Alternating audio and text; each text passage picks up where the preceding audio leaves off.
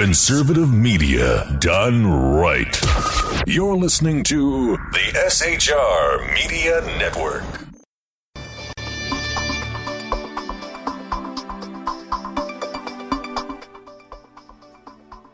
I'm Jason Miller. Tonight on the Evan Miller Report, breaking news out of Israel where their Prime Minister Benjamin Netanyahu has signed an 11th hour deal to form a new coalition government. It's the last day in the UK, the day before voting begins, as election 2015 comes to the UK. We have the very latest from the group of ITV News correspondents as they give you the latest on the last day before the UK goes out to vote. Also on tonight's program, we interview Lydia Gutierrez. She is running in LAUSD's District 7 in Los Angeles. We'll tell you why this school board race is so important that to reflect across the nation. We have all those stories and more. Plus, the one, the only, he's Corey Evan.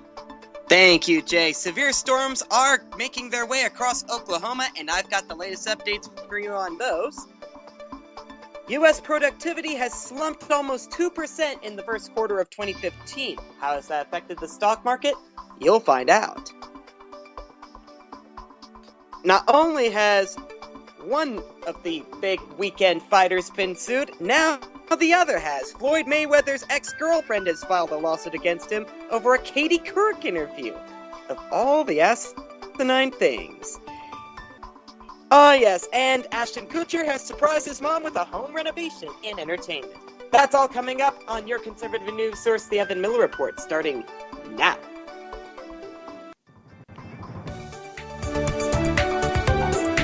Live from Southern California, this is the Evan Miller Report. Jason Miller with news and politics, Corey Evan with business and entertainment. This is the Evan Miller Report on SHR Media and Public Press Radio. Here now, Jason Miller. And a very good evening on this Wednesday, May the 6th, 2015. I'm Jason Miller, and ladies and gentlemen, we're getting rain here in Southern California, as well as we have that tornado warning going on in Oklahoma. Corey Evan will have the very latest update later on in the program from Oklahoma, as we have to deal with the severe weather not only coming into Southern California as well as Oklahoma, and a full weather forecast from the BBC's Matt Taylor near the end of tonight's broadcast tonight.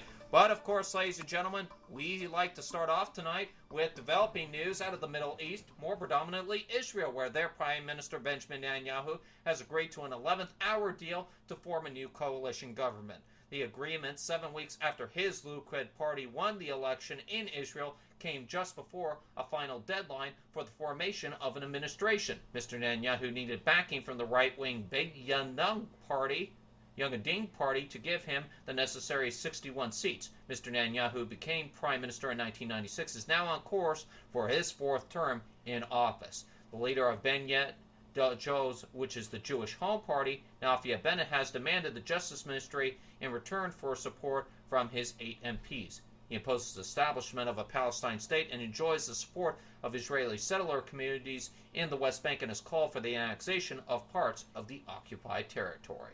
We'll keep you up to date on the latest on this new coalition of that Israeli government as details come into our newsroom. And ladies and gentlemen, it's now officially election day now in Britain with 7 hours until the polls open in the UK. It is still too close to call in Britain. We have the very latest on all the key parties, including the Conservative Party, Labour Party, the Lib Dem Party, and the UKIP Party. We first start off with the ITV's correspondent James Mates, who reports for the Conservative Party, followed by Carl Dennon, who's with Labour Minister Ed Miliband. After that, we go to Emily Morgan with the Liberal Democrats, and we wrap up our UK roundup in the UK with the elections with Rory Cattrew, who's with the UKIP Party's Nigel Farage. Here we go first now to James Mates, who starts off our election coverage in the UK tonight. James? The campaign in recent history comes to an end, not with a bang, but a rally, another rally, for the party faithful, this time in Carlisle. The end of the road, literally, for a man who has been on the road since 8 a.m. yesterday morning. But the faithful have not been his problem in this campaign. It is the undecideds that he's been unable to reach, with the final polls suggesting that all the words, all the meetings, all the photo ops have left him now precisely where he started. If you want a brighter future, get out there tomorrow and vote Conservative. Thank you very much. Thank you. If time and distance had equalled votes, David Cameron may have been winning this election comfortably. He and his battle bus have travelled further and for longer than any of the party leaders, but not necessarily to any more effect. A 36-hour dash through the night from Cornwall to Scotland, here visiting the night shift at a supermarket warehouse in Bristol. All marginal seats, all seats he must win, all far from certain. By dawn it was mid-Wales and morning coffee with supportive farmers. We need a bit more variety in the House of Commons. Which was why the big interviews of the day, the final blitz of the national media, were conducted in a drafty cowshed. How disappointed are you that there's been no breakthrough at all in 5 weeks of campaign? People have rightly kept their cards close to their chest. They were deeply damaged by that Labour recession of 2008. It's taken time to recover. The economy is stronger, the country is stronger, but people really want to think carefully before they cast their vote. But I believe when the crunch comes, when they ask themselves the question, do I trust Ed Miliband with the economy, or do I want to stick with a plan and a team that's turning the country round? I think we can do very well on Thursday and cross that line. Next stop, working mothers in Staffordshire who've been promised more free childcare and a bit of help in crossing that line. Blue star. That is it. That is an omen. Thank you very much. A brief sally into Scotland to call, for reasons not immediately apparent, at a Dumfries butcher's. Then to see starter homes being built in Lancaster and one final photo op. You can critique it afterwards. Here we go. Before all this photo opping must come to an end. More than 5 weeks trying to build a majority at Westminster brick by brick. He has certainly tried, even if the result has been a little dodgy. James Mates, ITV News, on the road with the Cameron campaign. The coming hours will determine whether Ed Miliband, arriving for his final campaign rally in Leeds tonight, is to be remembered as a Prime Minister or as a losing candidate. Tomorrow you have the power to make Britain work for working people once again. But are the voters listening? At a campaign stop in Lancashire this morning, I asked the Labour leader.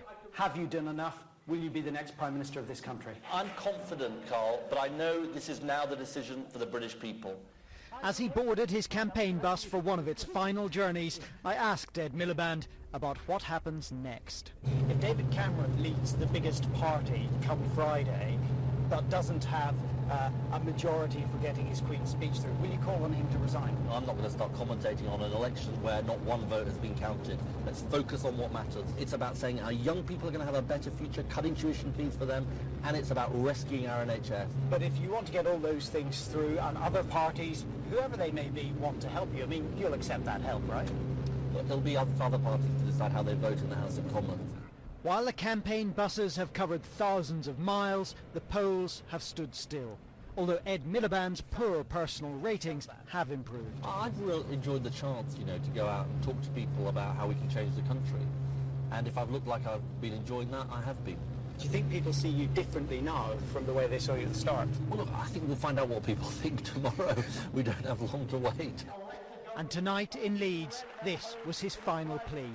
Use your vote. Use your vote to vote Labour. Use your vote, and together let's build a country that works for working people once again. Thank you very much. Labour believe they have fought the biggest election campaign on the ground in British political history, with 5 million conversations with voters. Will it be enough? Nobody knows. Carl Dinnan, ITV News, Leeds. Lovely, it's nice one, isn't it? It wasn't a bad start to the day at a bakery and in Westmoreland and Lonsdale, one of the safest Lib Dem seats in the country.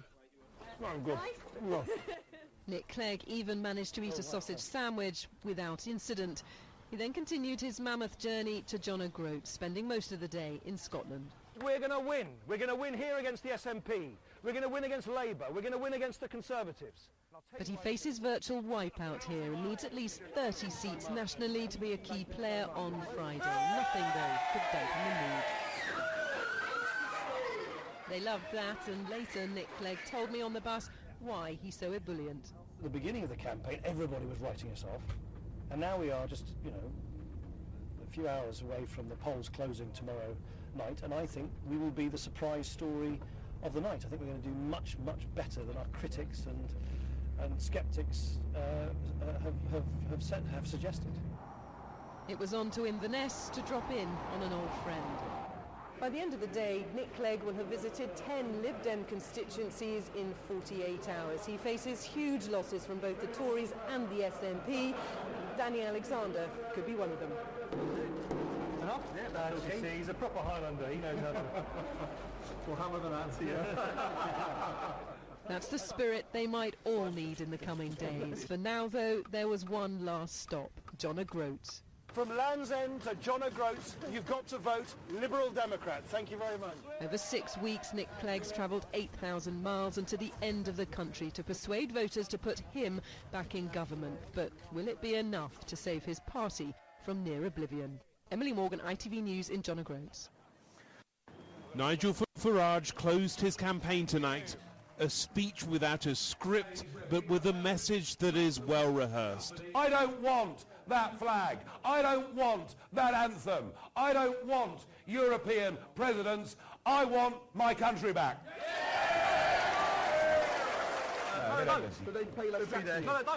With hours to go, the argument was not yet over. Hello, how are you? All right? Yeah, good. Lovely to meet you. What about meeting someone ordinary like me rather than like... Nigel Farage finds supporters and protesters on the final day of campaigning. I'm not threatened by it. I must not like the way. Can I have one? Certainly. Find out what you're all about. I think you know the details on the CV. What have I done now? I was a banker. I'm racist then. Was I a banker? Well, no, you were a stockbroker. No, I wasn't. You were a stockbroker. No, you haven't even got your facts right, mate. You were selling metals. I see things haven't even got your facts right. It's a year since he promised a political earthquake. The polls suggest he'll win no more than a few seats tomorrow. You might be finished in a way. Well, I don't think UKIP's going to be finished. You know, any party that goes out and gets... But you might as leader. I know. My neck's on the line. So I better get canvassing, haven't I? So every last handshake, every last photo is a potential vote. Yes, hello, it's Nigel Farage. Good morning to you. Every last phone call too. How are you? All right. But by concentrating on just a few constituencies, some say he's been unable to electrify the national campaign. How is that? Yeah, well, that's right. No, he's he doesn't know what to do, really. And he says he doesn't know how he'll do tomorrow. Privately, perhaps predictably, UKIP say they're expecting to surprise. Rohit Kachru, ITV News, Kent. Many thanks to the ITV News' James Mates, Carl Denton, Emily Morgan, and wrapping up there with the UKIP party, Roy Kachru from London, giving us the very latest on the UK elections. Now, one more note. On tomorrow's elections, it is still too close to call, ladies and gentlemen, over in the UK. What could possibly happen tomorrow? Well, one of two things. One of those being back in 2010, this same situation happened where there was a hung parliament, which meant that no single party could get enough MPs to form a majority on its own to parliament, so it was to be a hung parliament. Could also be a minority government as well added to this group, which means the person who comes in second will come in to form a government.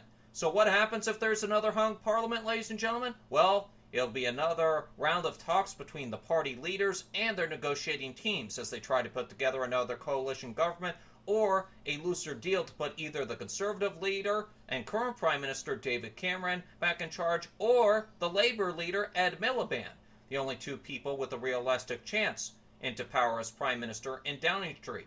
One or two of the party leaders could opt to go it alone and try to run a minority government relying on the support of smaller parties when needed to get their laws passed. Now, ladies and gentlemen, if they can't get a government formed under these new current MPs that are elected, This could mean, ladies and gentlemen, we have another election upcoming in July. And stay with the Evan Miller Report and SHR Media for the very latest on the UK elections, starting tonight at 1 a.m. Eastern, 10 p.m. Pacific Standard Time. Join SHR as we join in with UK Election Today as we bring you the latest as the votes are counted in the UK 2015 general elections. Now back here at home, ladies and gentlemen, an election of a different kind. More closely home, doesn't have anything to do with overseas, nor does it have to do with the presidential election. This has to do with the local school board race. And not often does the Evan Miller Report get involved in a local school board race, but, ladies and gentlemen, we thought we would do so because one of these school districts here is one of the largest in the United States. That's the LAUSD. And running in one of the biggest districts in the LAUSD is District 7.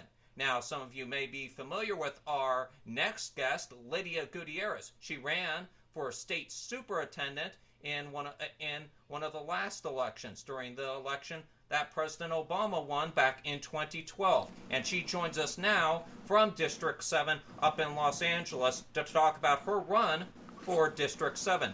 Good evening, Lydia. Good evening, and thank you for this wonderful opportunity to speak out and share It's a pleasure to meet you. Thank you. So I'd like to start out by asking you, why did you decide instead of running for another run at the state position, are you deciding to move down to the local level? Well, the thing is that it was a very unique opportunity. The next race is in 4 years.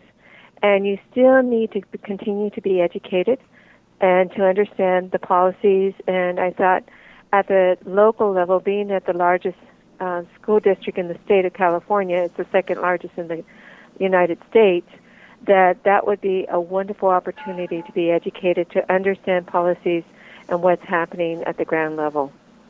Now, you've been a school teacher for 25 plus years, so education of children is nothing new to you, Lydia, but why have you decided to run now? And obviously people know of the corruption within the LA Unified School District, and of course the state education system in the state of California alone. It's one of the biggest here in the United States. Why do you think now is the time? But it also is one of the poorly run. I agree 100% with that. And what do you think you can contribute then to one of the worst run districts in the United States? Well, the thing is that before I became a public school teacher, I taught for 1 year after college, and my father passed away. And to help out financially, I left education and went into the private sector, to aerospace. And I started off as an administrator and moved up the ladder to financial manager. So in other words, I have background of the finances, studying about accountability. And whenever you enter in a new place, a business, or a new place that you're going to run, you always look at financially, know where the money is coming from and where it's going. Without that knowledge, you are not going to be able to be full functioning.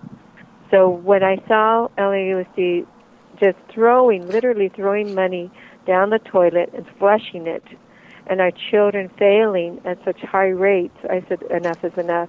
I have the background.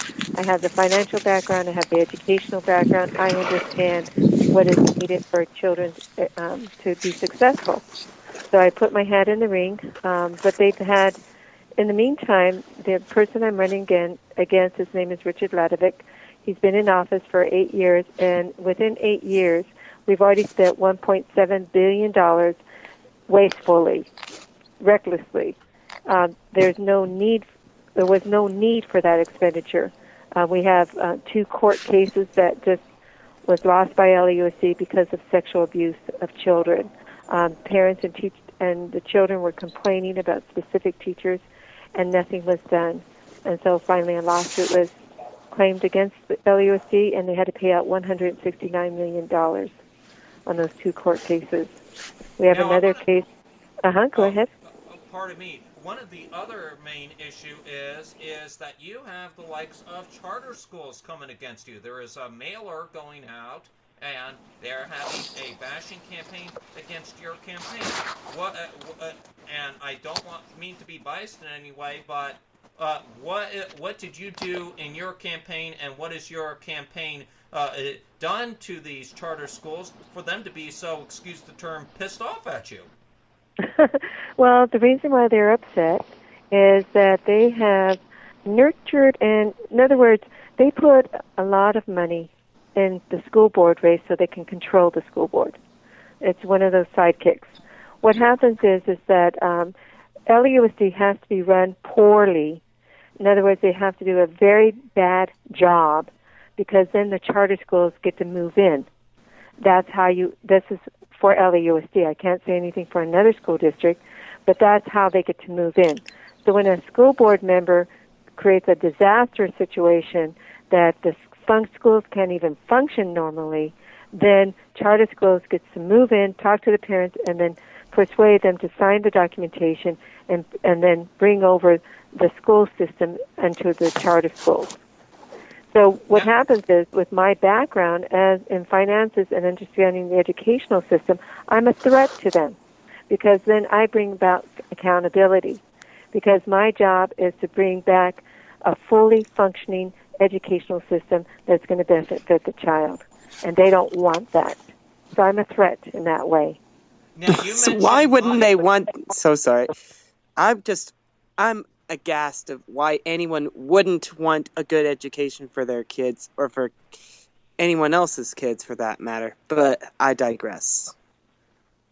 Now, I don't know who that was. Can you tell me who that was? That's me, Corey. That is Corey Evan. That is my co-host, Lydia. I apologize for... thank you. So, just want to make sure we have everyone in the conversation. You mentioned money. Money is the clear word. And, you know, Lydia, it ticks me off when the LAUSD, being one of the biggest in the United States, is wasting money on the likes of failed iPad programs. And I saw this story, which ticks me off even more, from ABC7 in Los Angeles yesterday, that Noble Avenue Elementary, that the likes of the LAUSD spent an unsurmountable amount of money to send the kids over to Capitol Records for a recording session. Now, I look here at your record, and you're clear that you want to keep the art, music, and drama in the classrooms. I'm with you on that. But we shouldn't be spending that money in that kind of way, sending kids over for recording sessions at Capitol Records. What could we better be doing with our money than wasting our money on that, and wasted iPad programs? Well, I think you hit the nail on the head. You know, I mean, the stupidity is there. It's very live and well and functioning. And what happens is, until we clean up the administrative at the district office and make sure that people are well qualified for their position, and if they're not, they need to look in a different position or move out or resign or whatever it needs to take, because we cannot afford to use money wastefully, like the example you just gave. And to respond to the other person on with you, what I believe is that if I am not able, and my board is not able, to provide a quality education for their child, they have every right to demand and to seek out another avenue. I don't have a problem with that. But they have to, my job is to do the very best I possibly can. I'm not here to promote anybody else but what I'm supposed to do for LAUSD. Now, before we go over to Corey Evan, who has a very good question about the maintenance of our schools, I want to ask a question. This might be controversial to some, Lydia, and people may go after me for bringing a very partisan topic into this conversation. That has to do with illegal immigrants. Now, you fully stated here on your record, Lydia, that you have experience in teaching bilingual education. We spend millions, if not trillions, of dollars here in the state of California on schooling the likes of illegal aliens as children here, or automatically become U.S. citizens according to what the U.S. federal laws are. Are you for continuing to educate the likes of illegal aliens in District 7? That is not my responsibility. That is the responsibility of legislation. My job is any child that enters the school age, the day they enter into school, is my responsibility to make sure they get a full education.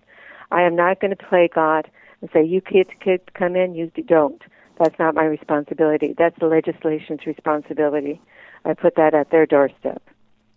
But you mentioned money within the LAUSD, and one of those debt problems has to do with teaching these illegal aliens, and we have the problem with classroom sizes. We have the left who complains all the time, Lydia, about classroom sizes. The reason for classroom sizes, in my opinion, is because we have these illegal aliens inside the classroom. We have their children. We're teaching their children English in this country, and their parents are not paying for it. We, the taxpayer, have to pay for it.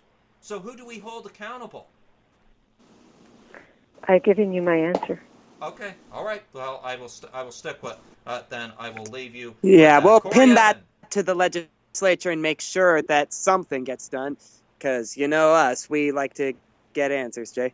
But anyway, I'd like to get an answer on this one. We were talking about the iPad program, that thing that cost $1.3 billion there. And a lot of that was coming from maintenance money that was actually earmarked for that, I believe, thus leading to that Repairs Not iPads Facebook page being posted up. What do you plan to do to help make sure that money earmarked for school repairs is actually spent on repairs, Lydia? Well, the thing is first of all, the way their system is run is they have an inspector general. And the sad part is the inspector general, after the disaster has happened, it finds out why. They have not put any safeguards beforehand. What I would like to do is to have a controller that we have a transparency system where all the money coming in and all the money going out, and that we have qualified people for those positions. For example, for the maintenance department. In other words, those reports should have been in. This is what we're missing. This is what needs to be done. This is, stated, and that those reports need to be not ignored. And obviously, they had been. I'm sure the maintenance director for that department, that oversees the whole district, I'm sure he had long lists, and I think he was one of the main people that probably leaked out the seriousness of the problem. It's very difficult when you have an in-house where you may lose your job to report things. So that's probably where the whistleblower, said this is what's happening, this is what we're losing, this is we were getting pictures of broken faucets, broken toilets, rats and rat nests. It was just terrible, but that had to come from somewhere. And so I'm sure the maintenance people were trying to get the information privately because nobody wants to lose a job when telling the truth. But this is kind of what the mentality is right now. So my thing is that I need to find when we're looking for a superintendent, that they are not God, that they are not the superior being, but that we have full functioning people for every category that are going to get full reports, and that we as a board are going to look at those reports and not rely on the superintendent to make every single decision, that we have full functioning management departments. It would certainly be a far cry from the kind of management that John Daisy, or is it Dizzy, had going there. Daisy, yeah. Yeah, it was pretty bad. What happens, what people have to realize, LAUSD is probably the largest corporation in California, if you think of it in business terms. And because it's the largest, but it doesn't have the skills of management behind it. What happens is that you get elected board members, or you get the current superintendents we have now have not the management skills or the understanding of how you have to treat your district office like a business. You have to. But you have to, the part we have to treat as education are as classrooms. because they have to mirror each other. You know, they have to have a match. It's like two little pieces of a puzzle. They have to hook up together. But you cannot, you know, just select your special friends, be cronyism, favoritism. That can't exist because it's destroying us. That's what's, I've gotten a flavor of that when there was a person that filed a complaint over our current superintendent. It's so dramatic. I mean, it was a sexual harassment complaint, and they turn around and rehire the same man. That's going to cost us a huge amount, millions of dollars, because he probably, I don't want to say what he may win, but it was so dramatic what he said because he named names of people in the district, what they did and what they said. And you don't say those things unless they actually happen because somebody's going to get defamation of character. So we're dealing with serious things here. It's amazing what goes on. You bring up a great point. And where is the transparency within the LA Unified School District when this kind of stuff comes out? I've never seen a school district, Lydia, that is ran so poorly. And, you know, I hate to say it, when I hear the politicians within the city of Los Angeles, or for LA County for that matter, saying, oh, we're going to put up a special commission to investigate this, you know, I don't see too much happening. It looks like another bureaucratic mess of people who already support the current district that are put up already inside the district just to make people be quiet. What can we do other than what the city government and what the county government's been promising in the district to clean this up, yet it's not being cleaned up? Well, what I would like to do is once I get elected is I will start campaigning within the state and with the legislators to pass a bill that is a state requirement that every school district has to be transparent to the taxpayers, every school district and every charter school, that the records have to be known and they have to be made public and they have to know where the money's going. Once we do something like that, everything will dramatically change financially. And that, because right now, LAUSD has a $10.9 billion pension liability that has not been paid. And they have not explained how they're going to pay it. That's a serious amount of money. Oh, it certainly is. That could pay for books for our children for many years to come. I could see coming out of that. For sure. And you've certainly heard the unions crying foul over these sort of unpaid pension liabilities. But speaking of the unions, what do you plan to do? I need to let you go. Help? Let me go ahead and answer one more question. I have another radio interview. Yeah, go ahead and do your last question before we have to let her go. Go ahead and ask that question that you had about the unions. I'll just run this by you quickly. What do you plan to do to help calm their members down about not just their pensions, but also the raises that they've been trying to get? Because I'm hearing that what LA Unified's been offering just isn't keeping them satisfied. Well, what happened was, my incumbent's been in office for 8 years. In 8 years, or is it 10 years, they have not gotten a raise whatsoever. And that's pretty serious. I work for another district with Long Beach Unified. I have been getting my steady raises. I have been, cost of living. I am able to provide for my rent, my food, everything I need. I'm very content with my district. But here we have LAUSD that they haven't gotten raises. And what we're finding when we talk about, let me just give you an example, the $169 million that went for two child abuse cases, $130 million went for an attendance program that failed, $1.3 billion for the iPads, $158 million was found out they siphoned off of the cafeteria funds, $140 million for their payroll system. Wasteful spending that has taken away the opportunity for teachers to be paid correctly. I need to let you go. I'm so thankful for this opportunity to interview with you. Yes, I'm thankful. Have a beautiful day. I'm thankful you've done your homework on that. Thank you very much. Okay. Oh, Lydia, man, way to go, Lydia. Yeah, but before we let you go, Lydia, where can people here in the LA Unified area go find more about your campaign real quick? Okay, looks like we might have lost Lydia there, but we thank her for joining us. But we'll work on getting her information. We'll post that up as soon as it becomes available. Right. Go to LydiaForEducation.com. That's LydiaForEducation.com for more information. And, of course, that information will be up later on our Facebook page, facebook.com/the. Next time you book Lydia, Jay, we got to book her for an hour. I mean, we could go on and on about this sort of stuff. I've still got more questions I want to ask. Well, we'll have her on back soon. That will be for sure, Corey. All right, that's folks, one of our goals. That is one of our goals indeed. All right, folks, we're going to go ahead, take a short break here on the program. But when we return tonight, Corey Evan will have the rest of the day's news. We have that severe weather happening over in Oklahoma. He'll give you the latest on that.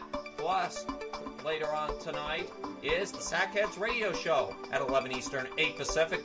Breakdown the latest stories going on throughout the week, followed by, of course, our special UK election coverage, starting at 1 a.m. Eastern, 10 p.m. Pacific, right here on the SHR Media Network. Plus, Corey Evan asks what's coming up in business. Yes, in addition to what's weighing in on the stock markets, Wendy's has announced that they're joining suit in expanding their franchise network as they seek to cut costs and improve their overall bottom line. In lawsuits across America, in addition to Floyd Mayweather Jr. getting sued, apparently a woman who claims to represent God has filed a lawsuit as well. I'll explain that one.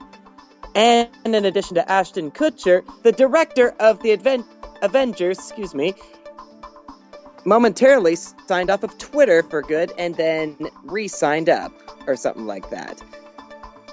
You're listening to the Evan Miller Report. I'm Corey Evan. We'll be right back.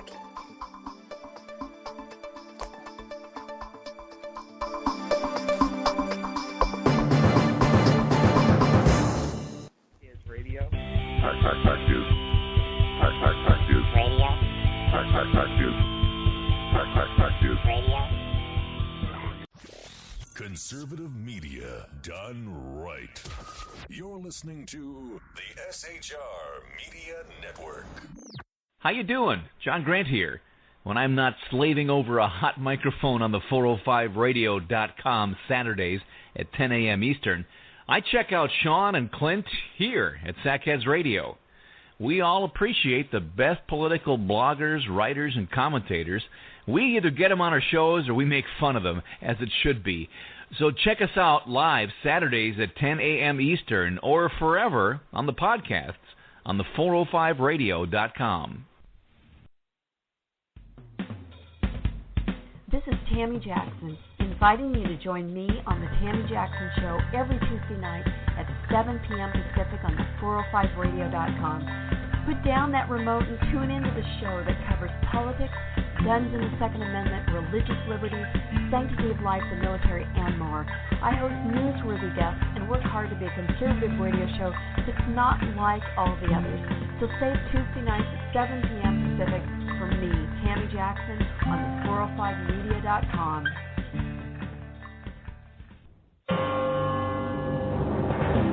Hello, I'm Paul, a student at Hillsdale College. Here is my professor, Dr. Larry Arnn, on the separation of church and state. America's founders believed in the separation of church and state, in that the country was not to have an official religion or an official sect. But that did not mean that government was to be hostile to religion, or even indifferent to religion, as many today argue. In fact, America's founding document, the Declaration of Independence, includes both a reference to God as the author of the laws of nature and a confident assertion that human beings are endowed by their Creator with certain inalienable rights. Far from being hostile or indifferent to religion, America's founders understood the theology of the Declaration to be an essential part of the education of citizens. This Constitution Minute was brought to you by Hillsdale College. To join the national conversation on the Constitution, go to constitutionminute.org.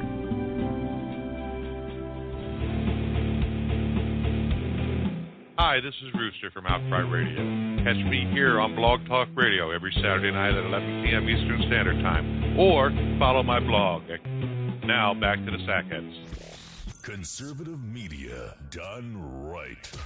You're listening to the SHR Media Network. Here's radio.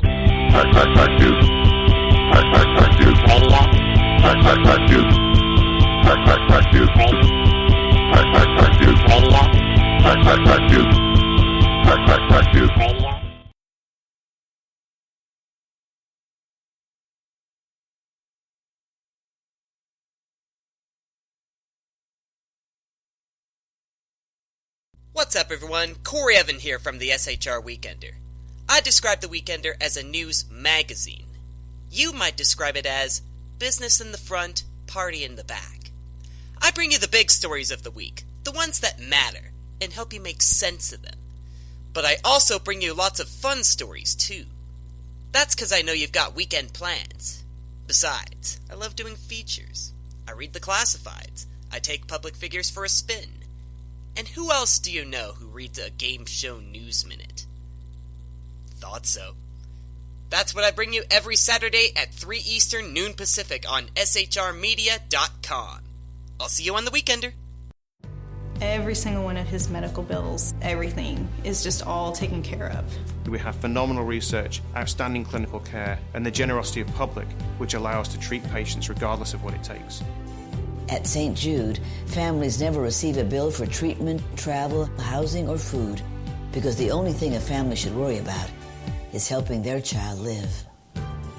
Because of you. Gracias a ti. Because of you. There is St. Jude. Conservative media done right. You're listening to the SHR Media Network.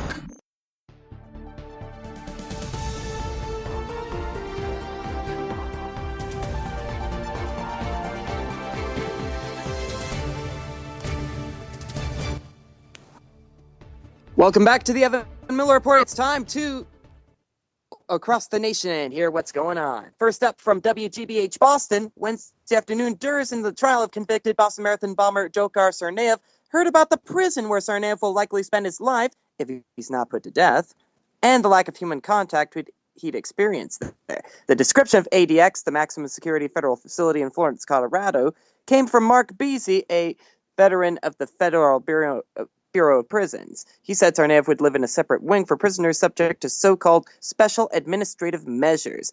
They're also renewable in perpetuity, they say. Yes, that is a word, Jay. Off air, I know, but anyway. Severe storms possible across Oklahoma on Wednesday. This from KOCO. Hail to the size of baseballs, wind gusts 60 to 70 miles an hour, and a few tornadoes are possible. The flooding threat will also exist with storms Wednesday afternoon and evening. A tornado watch has been issued for the western half of Oklahoma until 9 p.m. A few storms have already developed across the southwestern portion of Oklahoma this afternoon. More storm development expected over the next few hours, with the severe weather threat being the highest until 9 p.m. And Proposal 1 in Michigan, likely one of the most complicated and confusing questions ever placed on a Michigan ballot, was soundly rejected Tuesday, as many voters expressed anger at lawmakers and state government for failing to come with a better solution to the sorry state of the roads there. With all counties reporting, 1.4 million Michigan residents voted no on Proposition 1, while less than 351,000 voted yes, according to the Michigan Secretary of State's office. The 80-20 rejection may be the most one-sided loss for a proposed constitutional amendment in state history. Take that, Michigan, and your ilk.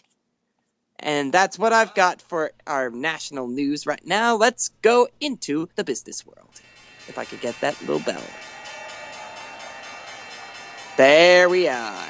The Dow was down 86 points. 17,841 is the new total there. The Nasdaq followed suit, down 19 at 49.19. And the S&P 500 lost 9 points as well at 2080. U.S. productivity in the first quarter fell by 1.9% annual pace, resulting in the first back-to-back drop since 2006. This from Fox Business. The decline in productivity stemmed from companies hiring more workers and employees worked longer hours even as production of goods and services declined. Hours worked rose 1.7% in the first quarter, while output of goods and services fell 0.2% 0.5%, according to the Labor Department today.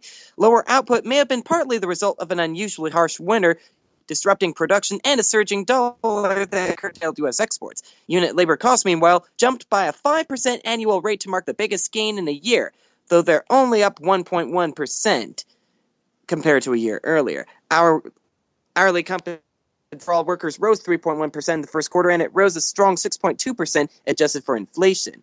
Yet real compensation is up just 1.8% from a year earlier. The decline in productivity in the 2014 fourth quarter was revised slightly to 2.1%. The EU has unveiled a long-term strategy to help its tech companies compete with U.S. giants like Google and Amazon by unifying the continent's digital sector and taking a hard line on abuses by dominant firms. Oh, and I can't wait to sink my teeth into this one. Commissioner Andrus Ansip said Wednesday that the EU is still far too fragmented across its 28 national markets and needs more common rules to be competitive, they say.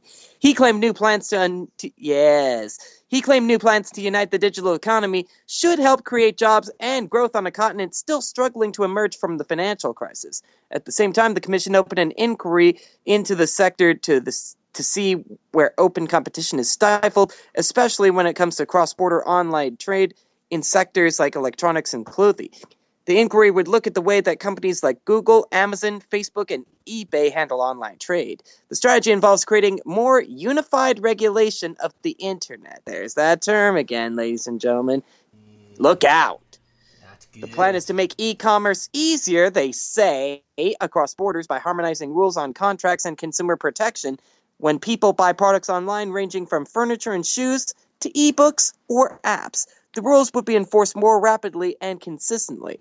It would try to end practices like geo-blocking, which stops customers from using websites in another country, as they can increase prices, for example, for car rentals at a foreign vacation destination. Copyright laws would be updated so that travelers have better access to films, music, or info. An overhaul of telecom rules would hopefully draw more investment into high-speed broadband. The Commission said its plans will give consumers more choice, better protection, and cut the delivery prices of products. They would also boost transparency on the internet, they say. And Wendy's, according to Reuters, is the number 3 U.S. burger chain, reported better than expected quarterly same-restaurant sales as more customers visited the re-image outlets, and the company said it planned to sell its bakery operations this month. Wendy's shares rose as much as 7% on Wednesday. The company's same-restaurant sales increased 3.2% in the first quarter. Analysts on average had expected a 2.5% rise, according to consensus metrics. They launched a program in 2012 to revamp its image, logo, renovate its restaurants, and spruce up its menu to attract customers away from rivals, including Chipotle and Panera. And it looks like they've done a pretty good job so far. As long as they've got baked potatoes on the menu, we're good. Yeah, I'll admit, I do go there every once in a blue moon for the baked potato. How about you, Jay? Ever had their baked potato? The cheese. Exactly. Cheese on the baked potato, especially that little cheddar mixed with mozzarella. Ooh, good stuff. That's a great baked potato. Wonderful indeed. Let's go do lunch, Core. Yes. And that's what I got for you business-wise. All right, Corey Evan with the business news. Now it's time for the latest in lawsuits across America. And now it's time for lawsuits across America. The cases are real. All rise for the Honorable Corey Evan.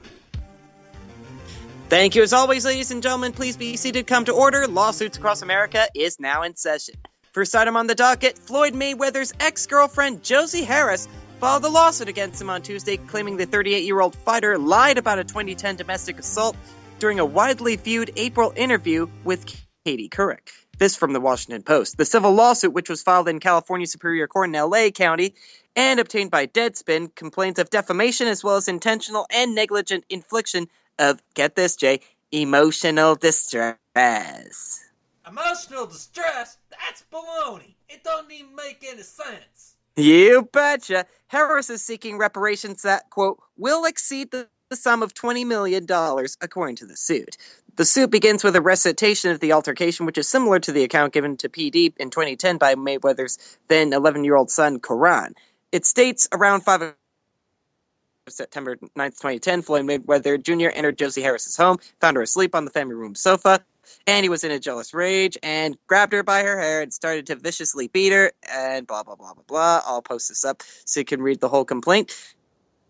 That quote to Kerouac about the incident, which he served 2 months in jail for after accepting a plea deal in 2012, was, "Did I kick, stop, and beat someone? No, that didn't happen. I look in your face and say, no, that didn't happen. Did I restrain a woman that was on drugs? Yes, I did. So if they say that's domestic violence, then you know what? I'm guilty. I'm guilty of restraining someone," unquote.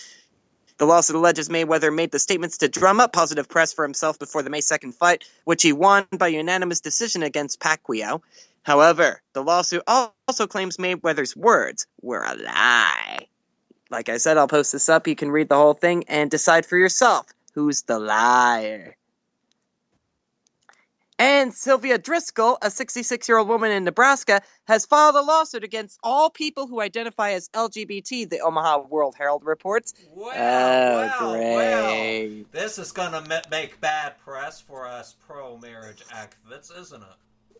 Absolutely, but we'll weather this storm together. In a case filed on May 1st, according to rawstory.com, with the district court in Omaha called Driscoll versus Homosexuals, Driscoll identified herself as an ambassador for God and his son, Jesus Christ, as the plaintiff. The defendants, homosexuals. Their given name, homosexuals. Their alias, gay, unquote. Driscoll is representing herself in the case she wrote out by hand on lined notebook paper. Her challenge, petition Your Honor and Court of the United States District Court of Omaha, Nebraska, to be heard in the matter of homosexuality. Is homosexuality a sin or not a sin? I know it is, but at any rate. A few standout quotes from Driscoll's curiously punctuated, grammatically unconventional Bible verse-intensive lawsuit against gay principle.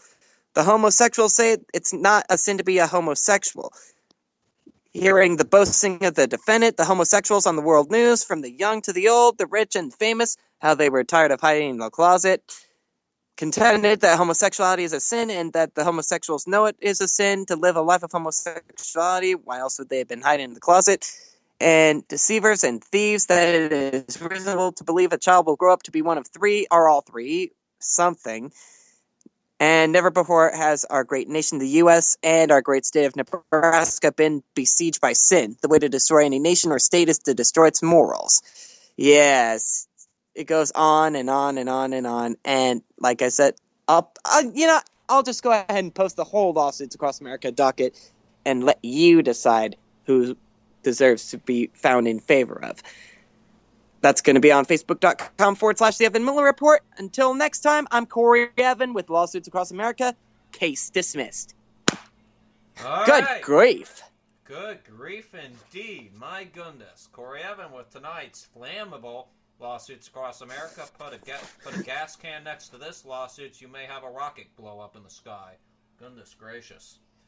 All right, Corey Evan has the entertainment news, and what is going on in old wet Hollywood, tonight?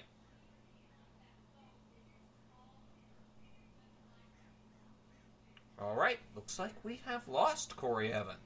Don't know. We'll make sure that he can get called back into the program. Don't know where he went there. Hopefully we can get him back here, ladies and gentlemen. We should note, ladies and gentlemen, coming up after this program is the Exceptional Conservative Show with Ken McClinton. After that is the Sackheads Radio Night tonight at 11 Eastern, 8 Pacific, right here on the SHR Media Network, and we're hoping to get Corey Evan back here in the next couple minutes. In the meantime, the little piece of DC news now.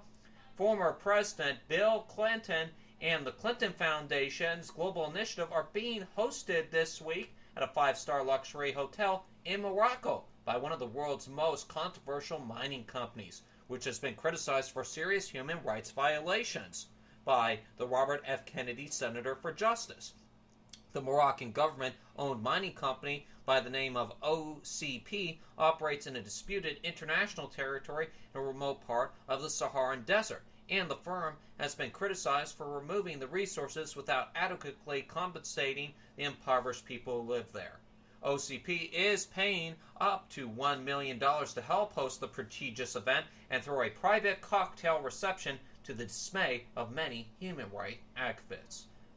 And more of that report will be shown on ABC's World News with David Muir, for those of you who are watching on the West Coast who want more on that story. Not to say I'm encouraging people to watch a national network broadcast, but when you got the likes of those kind of people supporting the Clinton campaign, sure shows to tell you who you're going to be voting for the 2016 election. And I'm not saying go to vote for anybody. Do your research, and just don't vote for anybody. And now it's over to Corey Evan on a less political segment. It's the Entertainment Report. If this thing works this time. But at any rate, remember when Ashton Kutcher used to surprise unsuspecting celebrities on camera for Punk'd, Jay? Yes. Well, this is kind of like that, but only better. The Two and a Half Men star surprises mom Diane with a renovation of his childhood home just in time for Mother's Day. And Kutcher teamed up with HOUZZ.com, a home design website he's an investor in, to update the basement of the Homestead, Iowa house he helped build with his stepfather when he was 13. After the 27-day project was finished, Kutcher revealed the renovation to who had been away visiting Mila Kunis and the couple's daughter Wyatt, and was moved to tears by the results.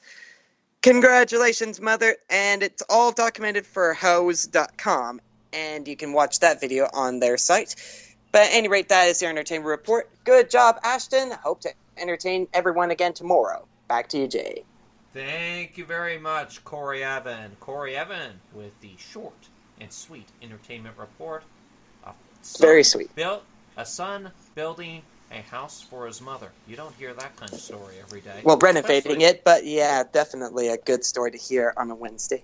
Especially out of Hollywood these days. And on that note, ladies and gentlemen, that is the Evan Miller Report for this Wednesday, May the 6th, 2015. I'm Jason Miller. I'll be back later tonight to introduce tonight's UK Election Today coverage as the UK goes out and votes on May the 7th for their Prime Minister and their MPs. I'll be there throughout the night and throughout the day tomorrow with updates on the SHR Media Network. For Corey Evan and all of us here on the SHR Media Network, we wish you a great night. Don't forget the Sackheads Radio Show with Sackheads Clint, Sackheads Sean, and Sackheads Sacco. Free that Sacco. Coming up at 11 Eastern, 8 Pacific, right here on SHR. Coming up after the weather with Matt Taylor, it's the Exceptional Conservative Show with Pam McClinton. Good night, everybody.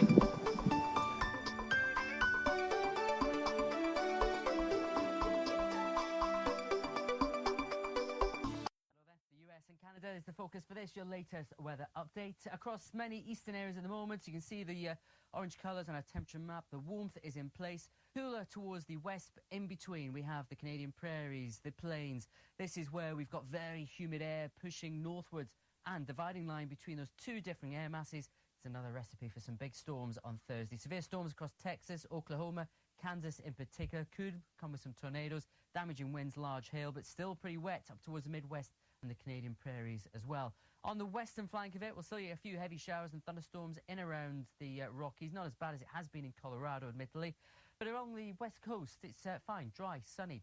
Temperatures starting to lift up a little bit, back into the high teens, low 20s for some. But there could be some welcome rain across California, particularly northern half of California, but even Los Angeles could pick up an isolated shower. Out towards the east of Canada, the eastern US, temperatures above where they should be for the time of year. Still a few more showers, thunderstorms around the Appalachians possible. Potentially a tropical storm developing off the eastern seaboard. At the moment, though, that will stay offshore. We'll keep an eye on that for you, though, over the next few days. Elsewhere, over the next few days, temperatures continue to lift in Montreal, dropping a little bit in New York. The showers in Miami starting to ease. Further west, temperatures continue to climb. Most places by Saturday will be pushing into low 20s in Celsius, the low 70s.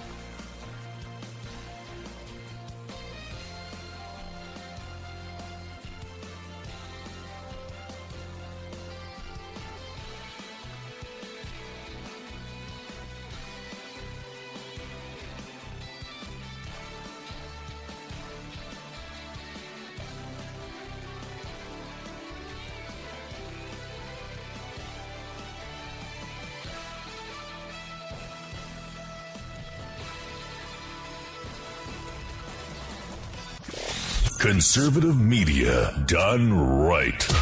You're listening to the SHR Media Network.